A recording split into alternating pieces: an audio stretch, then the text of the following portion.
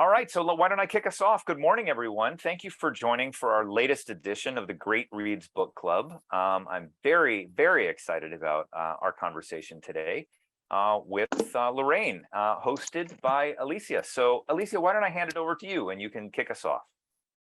Well, good morning, everyone, or afternoon or evening, depending where you're calling in from and your part of the world. I'd like to start off by simply asking Lorraine to tell us more about this title for her memoir. Okay.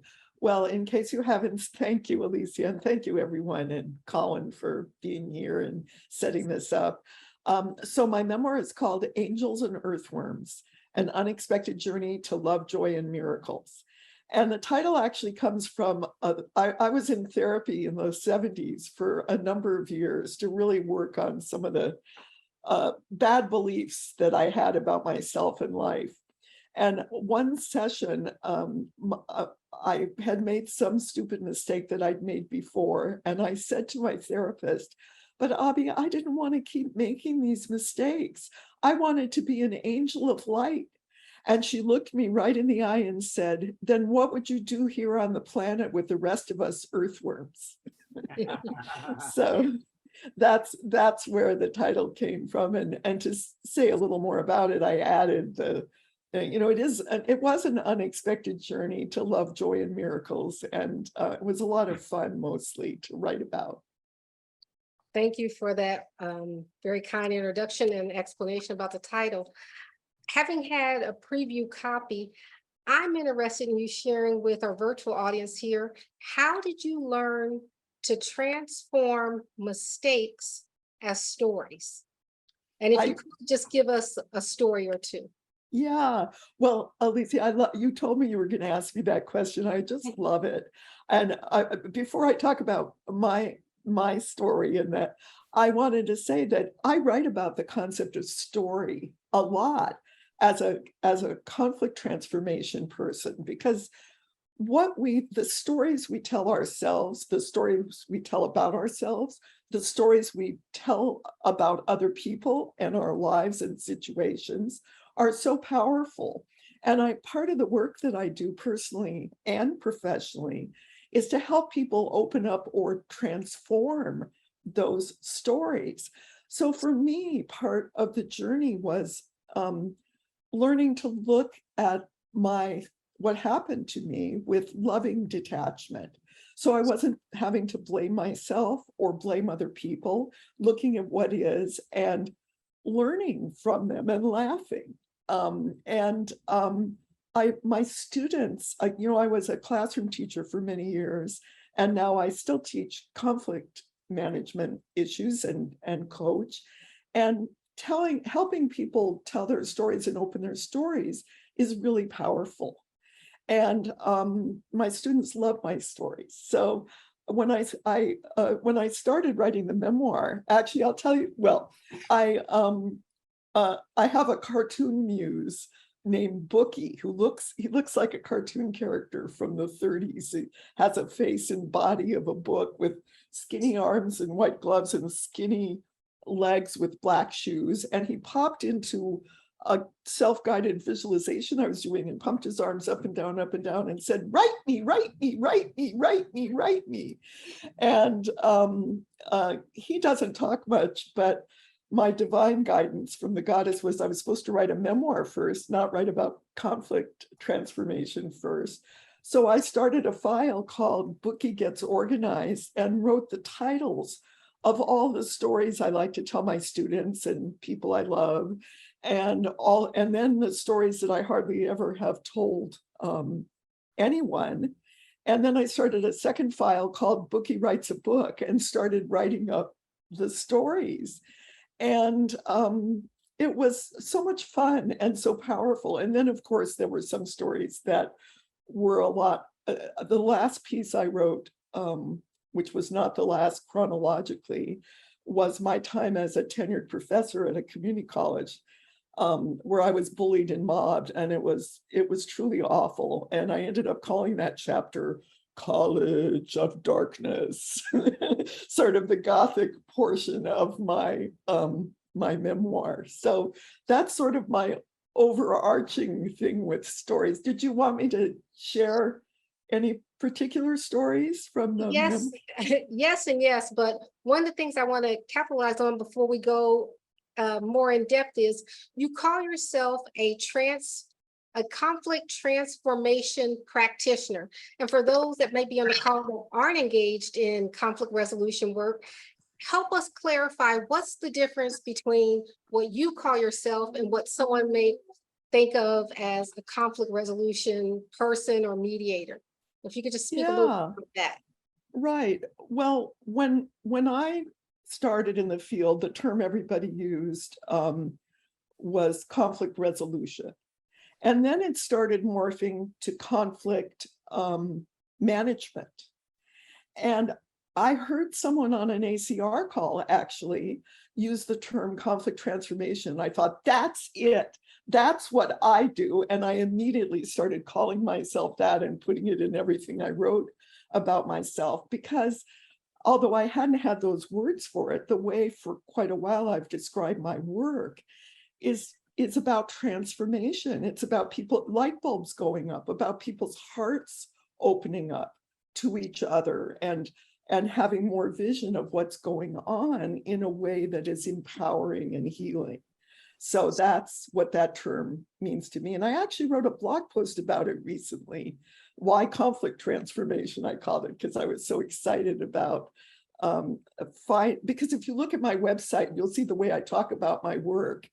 And another blog post I wrote is called, it's about, I told my students that I have a modest goal for the class, which is to change people's hearts, minds, and behavior. It's one of those simple but not easy ones. And that is about transformation. And we're all capable of it. And it heals us. It does. I think we're going to save questions. I just want to say what I love about it is that conflict resolution is more about, okay, we just resolved that thing, that past thing, and here in the moment. Conflict transformation is about we resolved that thing and it's going to help us moving forward. So it is also forward thinking in terms of now we've learned something that we can apply. Mhm. I totally agree. We should revisit that in the Q&A because I have opinions about that too. I agree with Lucia 100%. Mhm. So I think someone had a playbook and knew and set me up for the next question. So thank you for both of you for that. Lorraine, could you share with us how your intercultural experiences and learning inform how you've developed professionally? Yeah, well, when I was in my 20s, I didn't know what I wanted to do with my life. And I started volunteering at a self-help legal clinic thinking I wanted to be an attorney.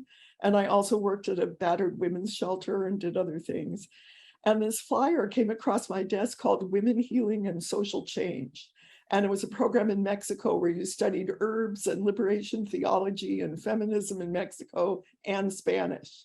So I took it. And when I was in Mexico, living with a family and having all these experiences, meeting indigenous healers and talking to people from different places and working on my Spanish, I realized I had no more interest in being an attorney. I was fascinated by something I hadn't understood, is that if you speak a different language, you're not just saying the same thing in that different language. There's actually other concepts that you can say more easily or with greater difficulty.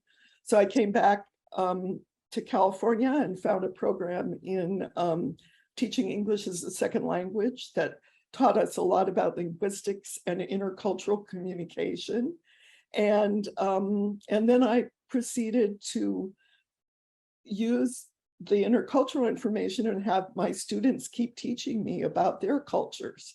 I was also in a women's samba percussion marching band called Sista Boom that played at gay pride parades and Juneteenth festivals. And it was a very diverse group with women from many different cultures, ethnicities, so-called races, you know. And we were having internal problems. And So we started doing what was then called unlearning racism work with ourselves and getting training and everything.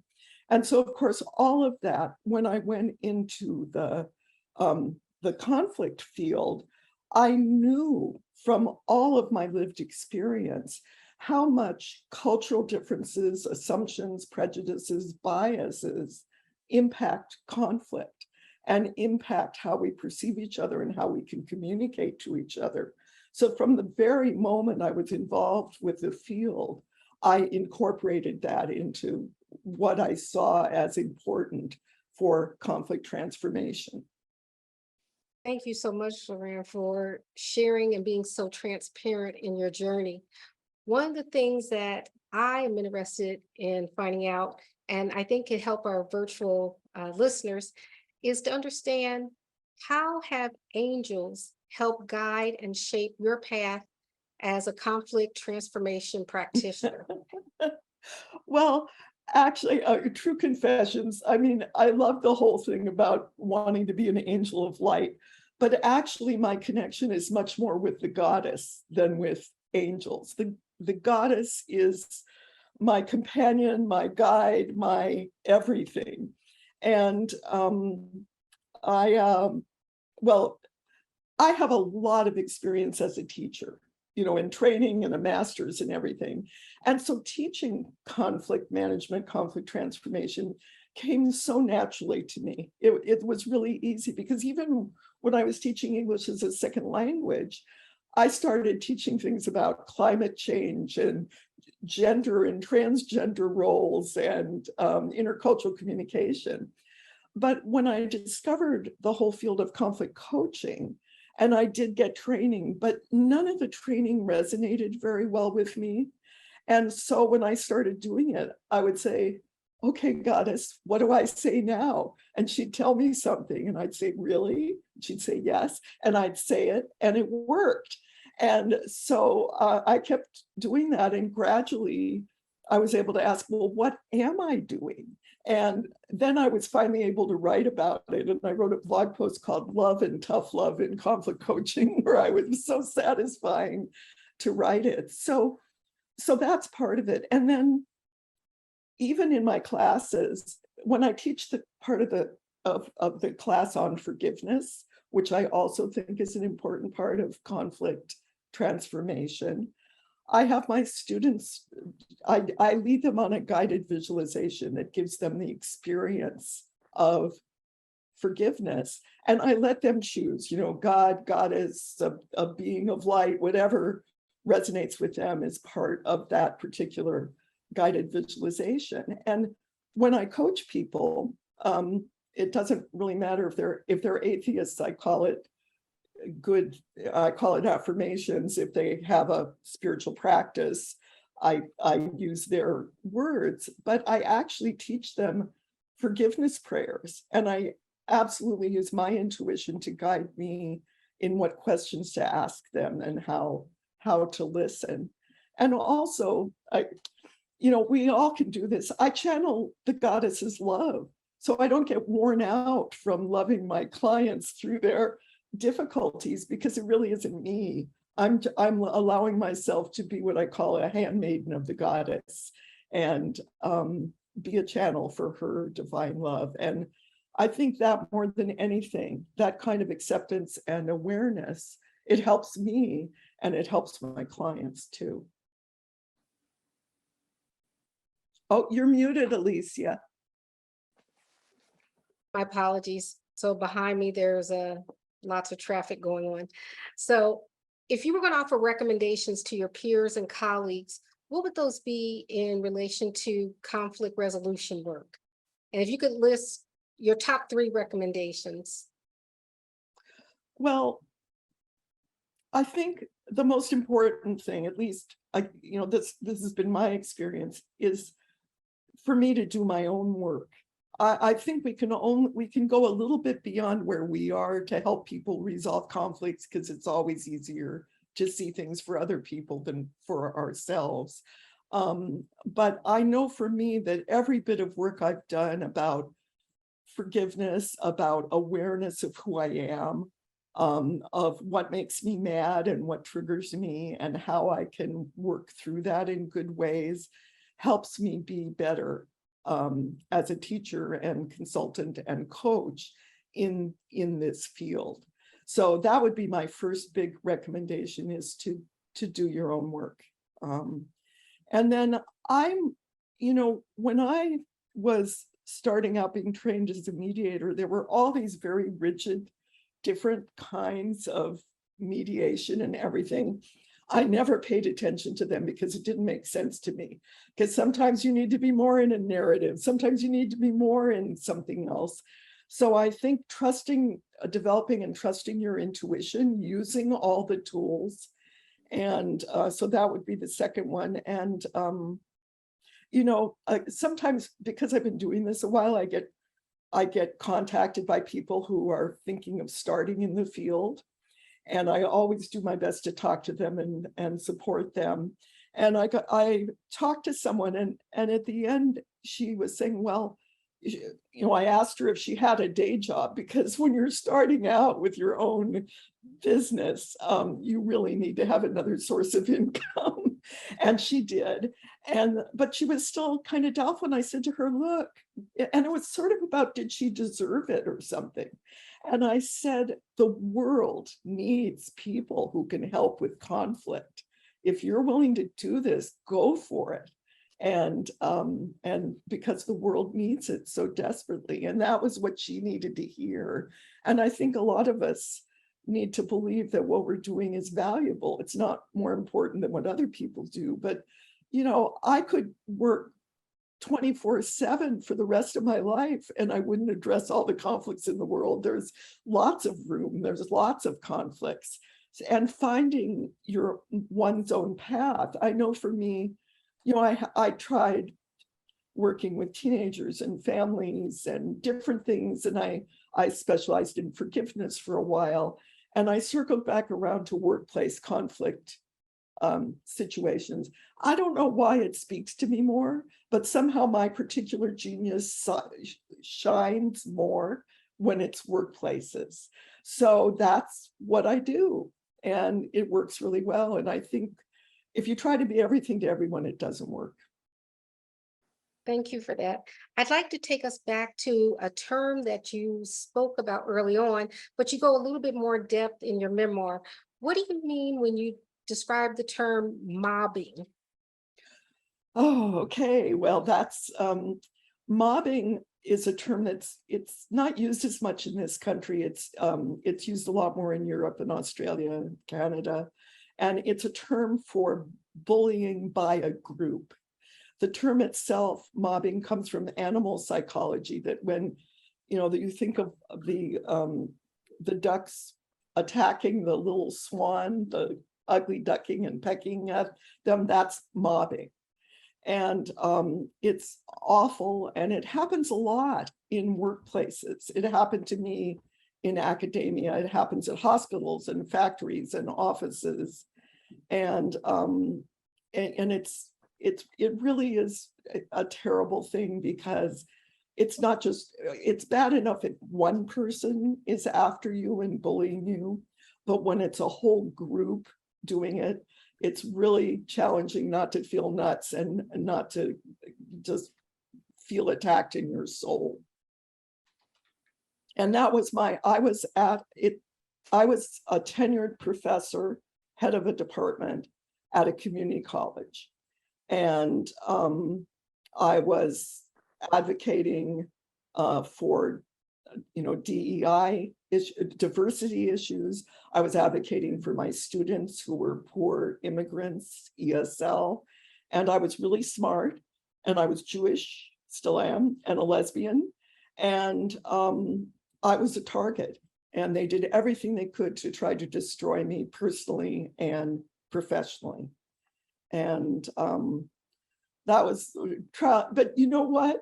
If it hadn't happened, I probably would have stayed at the college. I had tenure. I loved my students, but being forced to leave to save my life, and then getting, I had already started being involved in the field of conflict transformation. I went back to school to study it while I was still full-time there.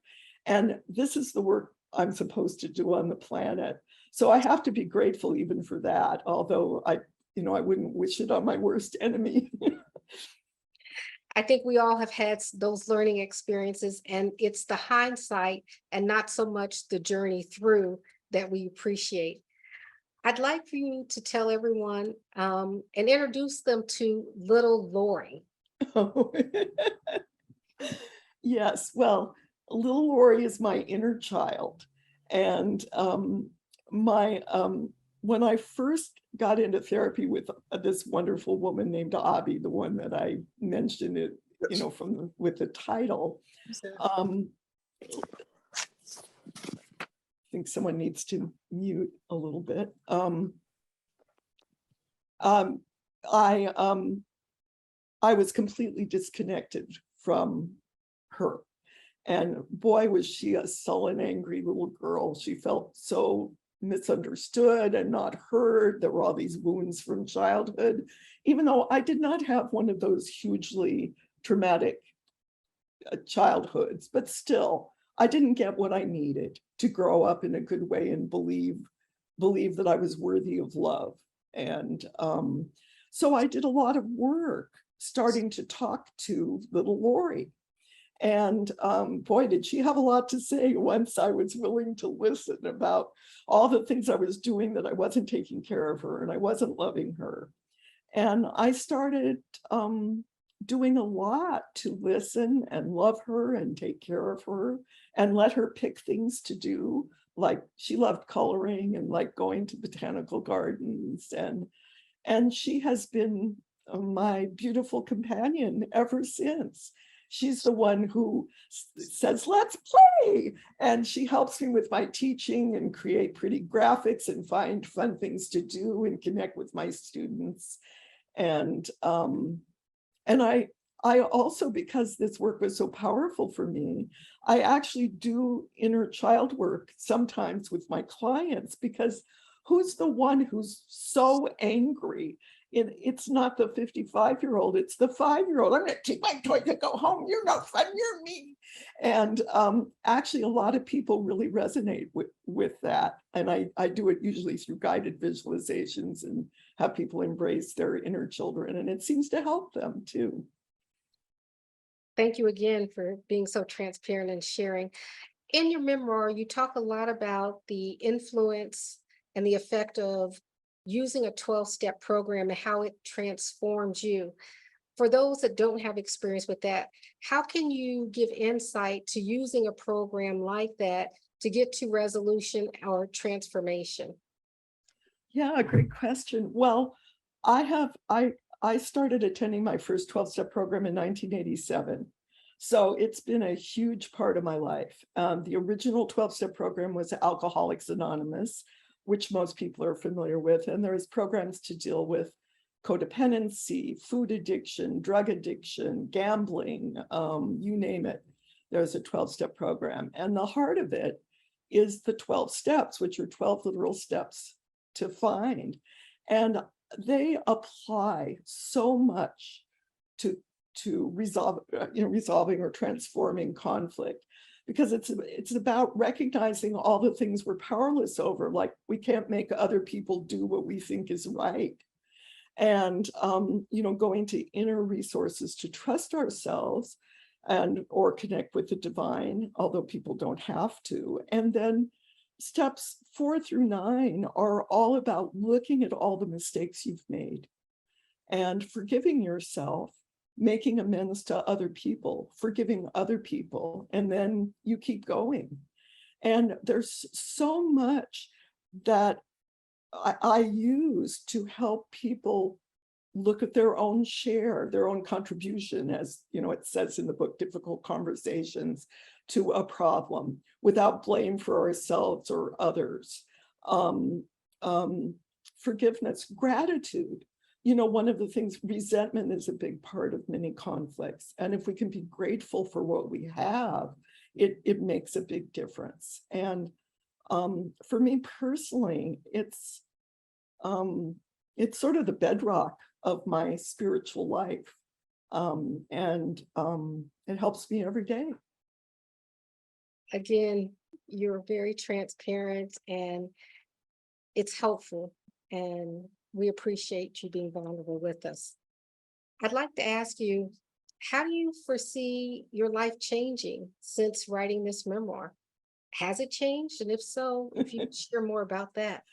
Well, it's interesting. I truly started writing the memoir because the goddess told me to. You know, it was another one of those really moments, because I thought I should write about conflict transformation and grow my business with that. And she said, no, write about your life first. So most of the process was just so much fun to write down all these stories. And then when I wrote the chapter about the college, I cried and shook through the whole thing, even though I've done a lot of work on my PTSD. But once I was done, I was able to edit it with a lot more detachment. You know, what do I need to include to tell my story? And once I'd finished it, it made me look at my life differently. I realized that all the things I thought were terrible mistakes or dead ends actually hadn't been, that it had all led me to this beautiful life I have, working in conflict transformation, living with the love of my life, and having a lot of fun. And so before publication was even an issue, I had already gotten a lot of gifts from doing it. And boy, trying to publish a book is a steep learning curve and so humbling.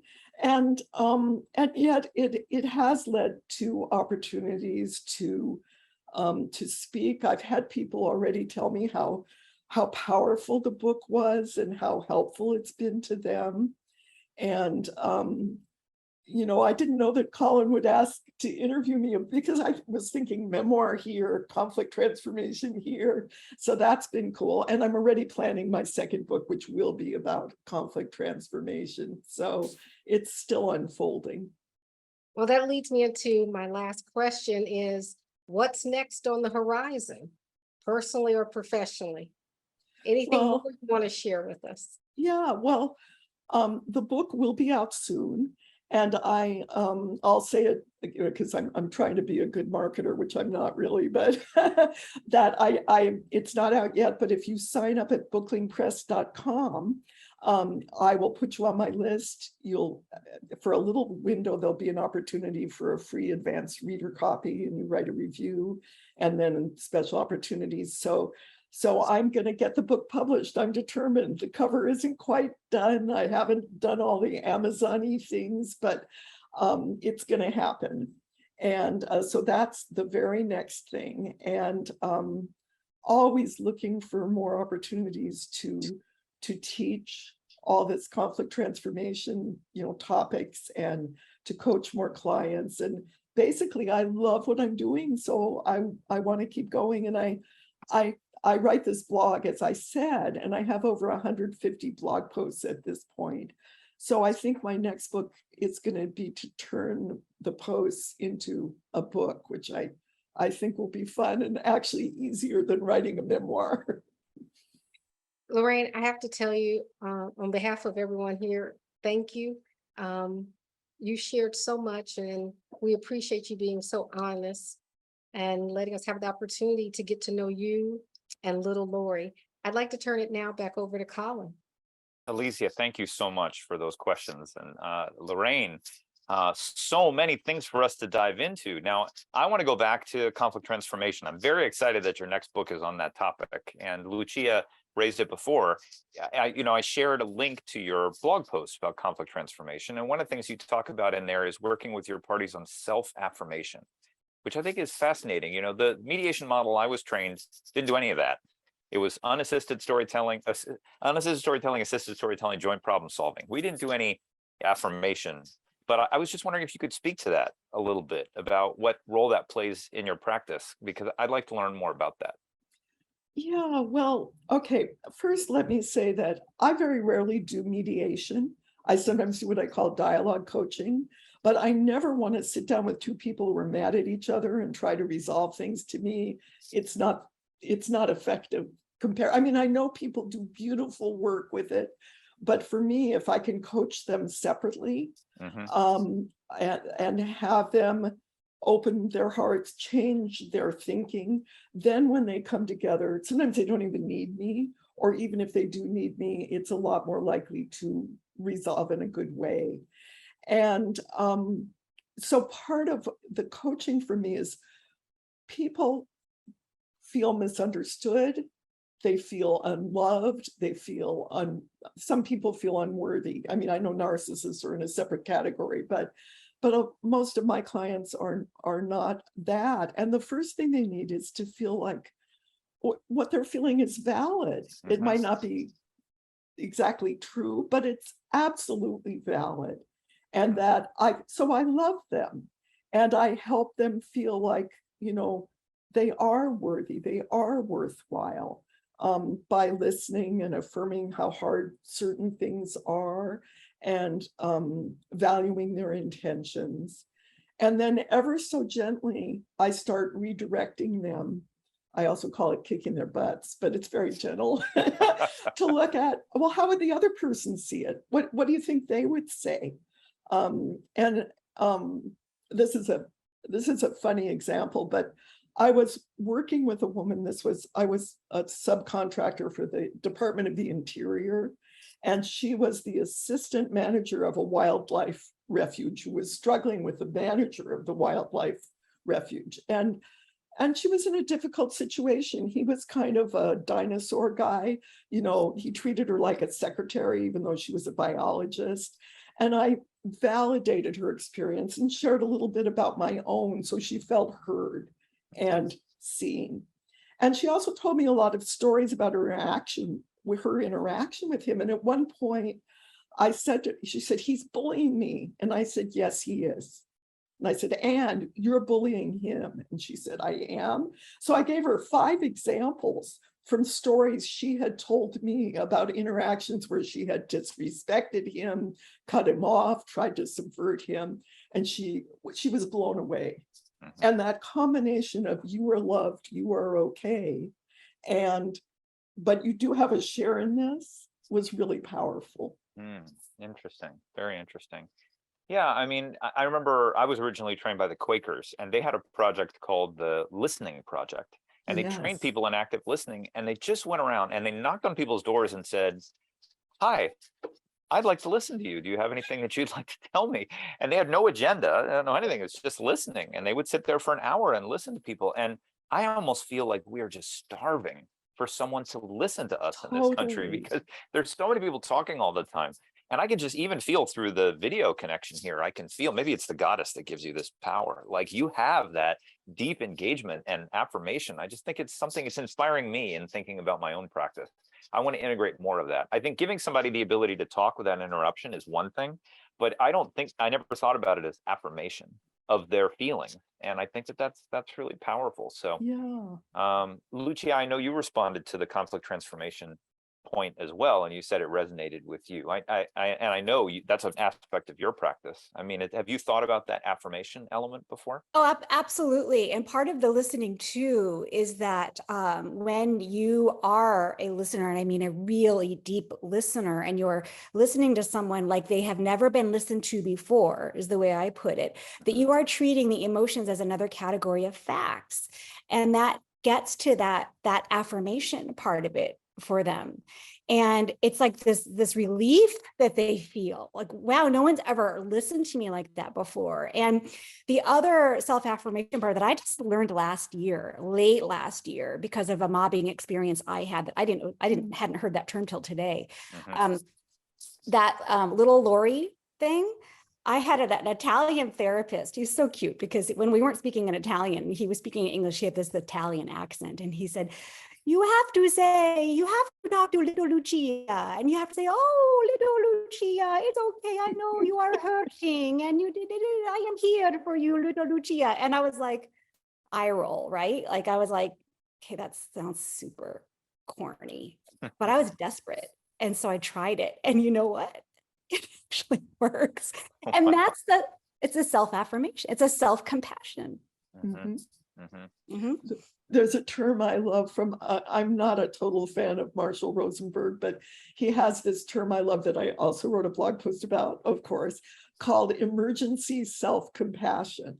And I just love that term. I called it in my post, you could be a first responder to your own emotional emergency. Love that. Yes, I love that. Excellent framing. That's great. I think my wife would have like a box of chocolates in a glass case on the wall. It's like, okay, emergency self-compassion. Let's get the chocolate. Need to take care of myself.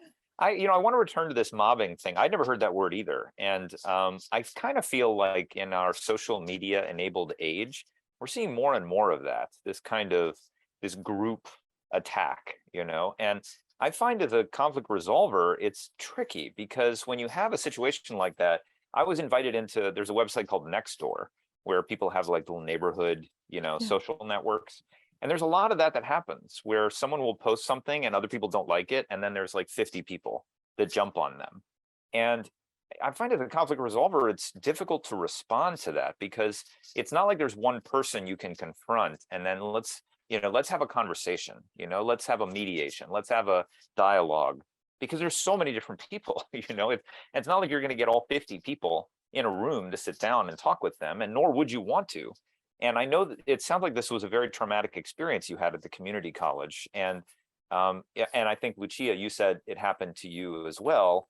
I've had a couple, I think we all have situations like that in the past where we feel ganged up upon.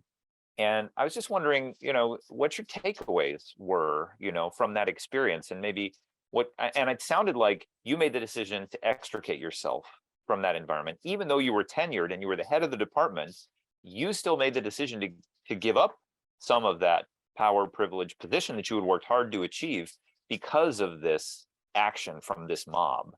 And part of me feels like that's very wise that you did that to get yourself out of that toxic situation. But it also makes me a little sad, that maybe this mob could have done this to you and made you feel like that was your only way out. So, and I don't want you to get, I know you talk about it in the chapter. Maybe you could share some of those stories with us for those of us that haven't read the book, but maybe if you don't want to tell the stories about what happened in the college, what were your lessons looking back on that? And how does it resonate with our modern age a little bit? Yeah, well, I think my biggest takeaway is one of the weeks when I taught this 12-week conflict management training program was on bullying and mobbing, because I think that people get it confused with interpersonal conflict and that it's very important to understand the differences. So a big takeaway for me is educating people about bullying and mobbing and how you can't just write it off as a personality clash, which is what people did at my college. So that's a big takeaway for me is, being on a mission to educate people about this. And one of my first blog posts I wrote about it is called The Injury of Mobbing in the Workplace, that I do recommend because it's that's one thing. And I was at that college for 20 years. So it isn't like one thing happened and I left. And one of my students asked me when I was teaching the unit on bullying, she said, "Why did you stay?" And I really had to reflect on it. And it's partly because it came in waves. There'd be some horrible things that happened. One of the things I write about in the memoir is there would be all this horrible stuff put in my personnel file. And then I would write all these things and get support and prove that it was false, and they would take it out. But it was like a revolving door. Wow. And this was a very persistent evil culture because, I was there 20 years. So a lot of the people who were there when I started had left, retired by the time I finally got out, but they cloned themselves. They hired people who had the same kind of attitudes and beliefs. And a lot of it was about they gave lip service to diversity, to change, to openness, but in fact, they did not want anything to change. And the mostly white, mostly men with the women, I called the blonde coterie, the icy blonde coterie. They wanted to keep their unearned privilege, really. And as a change agent, there I was advocating for all the principles of that they supposed to stand for, of equality and opportunity and justice. And there I was, a living, breathing example, and they hated me. And one of the things that I did, as well as, I got the union to hire an anti-discrimination attorney. I wrote lots of things. I did a lot. Saw a therapist for my PTSD stuff. Oh no, right. While I was there, I started doing that. And I also prayed for them, all these people, not because what they did was okay, but because I did not want my soul to shatter into a million bitter pieces, as I said. And one of the things I got from praying for them eventually was I found some compassion, that I realized they were so afraid of change, that someone like me represented annihilation, and they felt justified in fighting back or hurting me however they could, because the stakes were so high for them.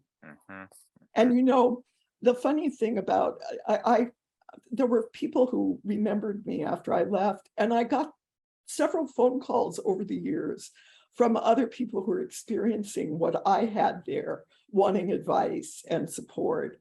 And I absolutely validated what they were going through. And I also said the best revenge is to get the hell out and create a good life for yourself. And when I wrote that chapter, I originally wrote it with everybody's right name and the name of the college.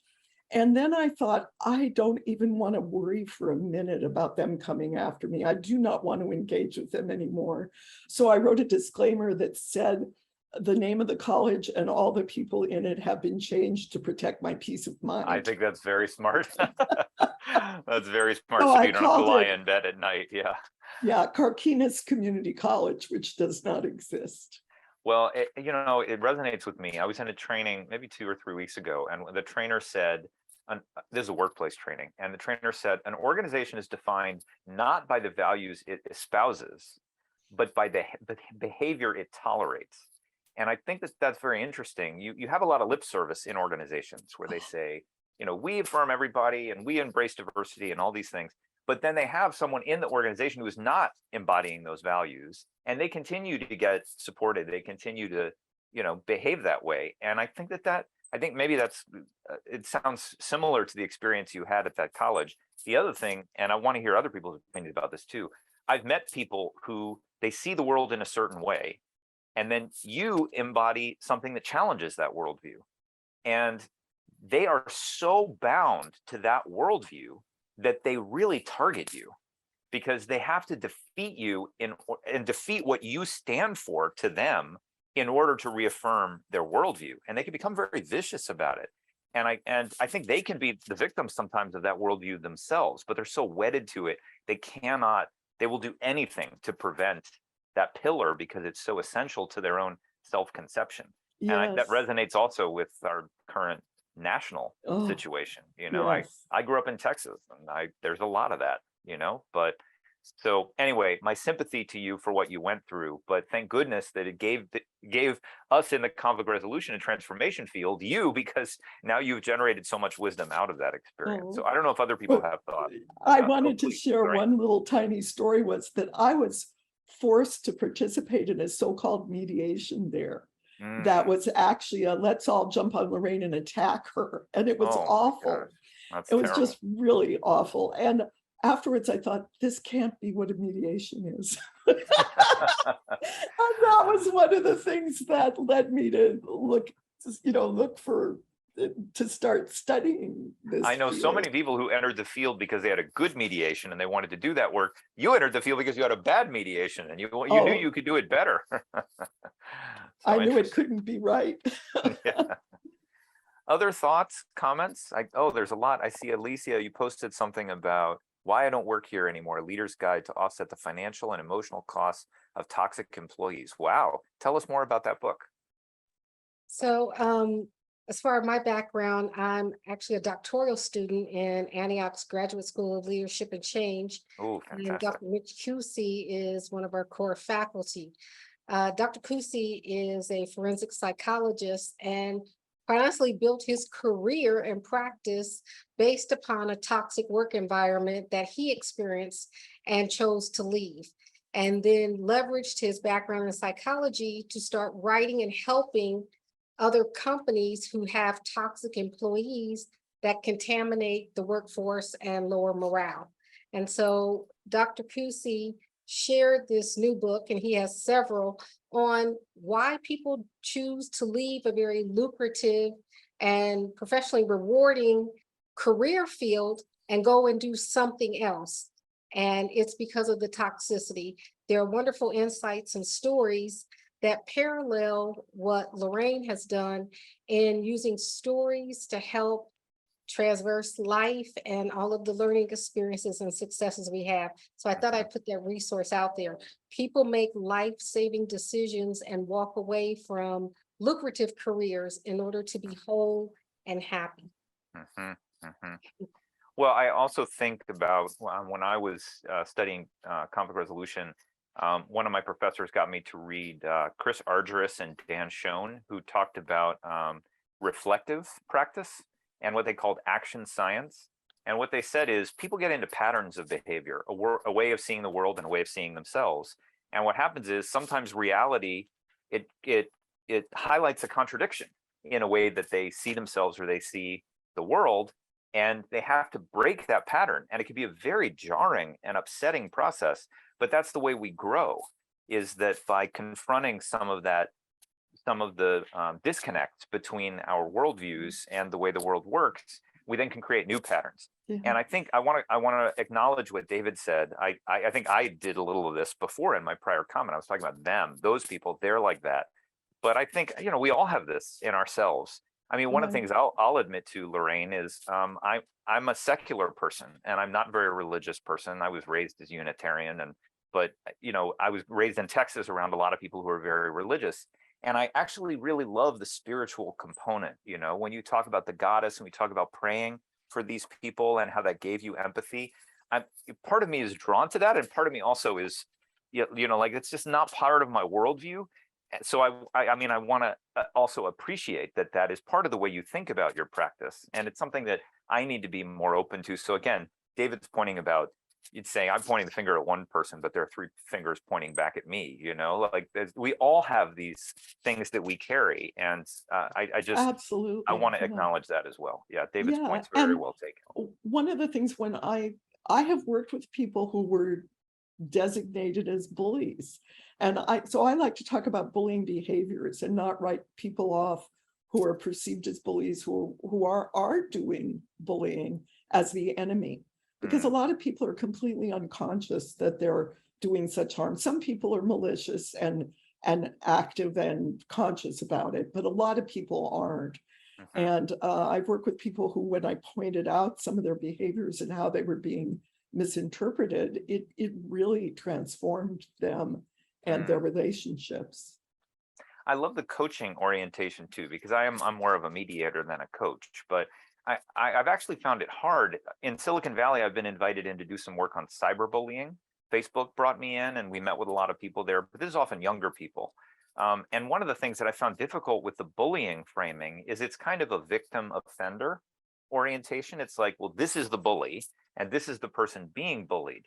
But when I actually got in and looked in some of these situations, well, there was stuff going in both directions. It's not always this is, and you said this as well in the wilderness refuge. This woman that you were working with had this orientation. Well, he's bullying me, and you said, well, you're kind of bullying back too, and that was like a huge light went off for her. And I think it's hard sometimes when people say, well, this is a bullying situation, and then I come in with a mediation framing. So why would you mediate between a victim and the offender? Like, that doesn't make any sense. Why should the offender negotiate with the person that's targeting them? So it's interesting. I think the coaching formulation is a better way of dealing with a situation like that, potentially. Yeah, and there's a wonderful book. I happened across this woman by chance at a parenting institute and went to a 3-hour workshop with her. Name's Barbara Colaroso. And she wrote this powerful book that I use when I teach bullying. It's called The Bully, the Bullied, and the Bystander. And she addresses all three of the behaviors, and she's focusing on children at school, but it applies to everyone, because most of us are bystanders in these situations. And there we can move from being bystanders to upstanders and be supporters and help change the situation. And some people stick to their place in the cycle, and some people rotate around, that sometimes they're the ones who are being attacked, they're the ones who are attacking. And it's a much more compassionate view, and because it never works. I mean, that's to write people off as the enemy. And that is, some people you can't help it, I guess, but a lot of times you can write someone off as an enemy and you really don't need to. Absolutely. Other thoughts, comments, questions, reactions for Lorraine? I actually had another question about your time teaching. I think I know a lot of people who sort of come into mediation from the helping professions, social work and psychiatry, psychology, even ministry. I know a lot of people that have come in from that path. I know a lot of people that have come in from the lawyer path. They're much more legal in their orientation, and they say there's got to be a better way of dealing with this. And my favorite organization I was ever part of was called NAME, the National Association of Mediation and Education. And it was a lot of elementary and middle school teachers who were sort of teaching these skills to their students. And it was such a positive framing for learning these skills, sort of life skills orientation, which I think when you get into professional level, people don't want to talk about life skills. But when you're in education, people are open to that. So I was wondering, how does your experience as a teacher and a professor inform the work that you do now? Do you feel like there's a resonance there? I mean, obviously when you're training, it's very similar, but when you're coaching, are you also feeling like you're helping to teach in a certain way?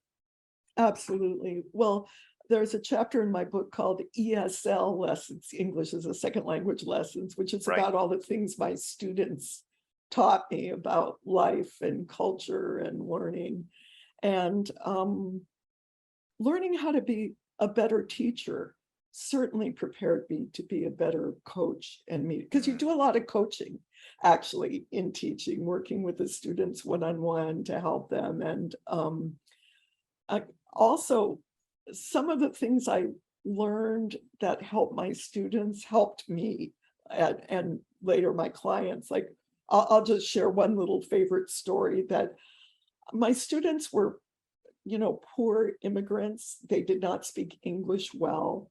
And they had a lot of shame that they somehow should be better or know more than they did. And so I started giving them a mini lecture at the beginning of the semester about mistakes. So I would say to them, okay, let's talk about mistakes. And they'd kind of look up. They'd never heard a teacher say that. And I'd say, you could sit in class all semester and not write anything and not say anything, and you wouldn't make any mistakes. And their eyes would get really wide. And I'd say, but do you think that would be the best use of your time? Do you think you would be learning everything you could during the class? They'd say, no. I say, that's because humans learn by making mistakes. I make mistakes all the time. And I invite you to make many, many mistakes too. I love that. I love that. Yeah, it's interesting. We were talking before about Peace Corps. I was an English teacher, but my wife and I, we were ESL instructors in DC. And it was interesting because I don't think I was a good student until I was a teacher. I was kind of like this kind of student. I was always fighting the teacher until I became a teacher. And, oh, wait, we're aligned. And I remember when I taught ESL, I had adult students. And I would say to them, look, I'm teaching you English. Well, why don't you teach me about what you know? You're a plumber, or you know how to do this, or you know how to do that. Teach me that. And then we would practice the language while they were. And I think the mutuality of it also made me more effective. It's not about the teacher has all the knowledge and has to keep everybody quiet and then, put the knowledge into their head. Teacher as guide. Yeah. Lorraine, I think you are the embodiment of that quote, that wonderful quote that some people attribute it to Seneca and some people to Confucius. And I asked Siri and she doesn't know anything. So it's the one about how the stone is not polished, but through friction, and man, okay, human is not perfected without trials. And you are that, and you radiate, and you are going to help everyone else radiate with this wonderful work. Oh, thank you. Thank you, Lucia. Yeah, and we all are teachers for each other. One of the things I did with my students, is there time for one more story? Yes. I had this stuff in the book about Gandhi and Mahatma Gandhi and Martin Luther King on here, and I gave my students a handout, an article of someone who was local and alive, someone who had done something amazing. And one of my students took it and said, "Is this person alive?" And I thought, oh my God, she thinks all the heroes are dead. And so I started what I called the Local Global Heroes Project. And they had to write a paper on someone either in their hometown or where they were living now who had done something amazing. And all, it's all, and I learned a lot. That's right. The heroes are among us. It's not only in books from 50 years ago, but sometimes it takes time. Yeah. Any other comments, questions? I know we're at the end of our time here. Jim, did you want to say something? Oh, you're on mute. Just to thank you, Lorraine, for so many contributions over the years. It's really fantastic. And you're literally one of hundreds also. So to appreciate the online conflict resolution community, mediation community, and how we can all work together is just a fantastic thing. So thank you for your remarkable contributions, and let us help you promote your book. Oh, yeah, definitely. And you've been so prolific, Lorraine. Part of our job at Mediate is preserving all your great writing and then surfacing it for the new generation. So thank you. Thank you for that. It's always a gift to take the time to put something down in text. And it's not easy, as you say. Yeah, please. So my website is conflictremedy.com for all my writings about conflict transformation. And to find out more about my memoir and get updates and be the first to know when it's out, you can sign up at booklingpress.com. Great. Excellent. And why don't we leave it there? Thank you, Lorraine, so much for sharing everything in the book, but also sharing this hour with us. This was wonderful. Thank you, Alesia, for being our host and asking those wonderful questions and framing it so well.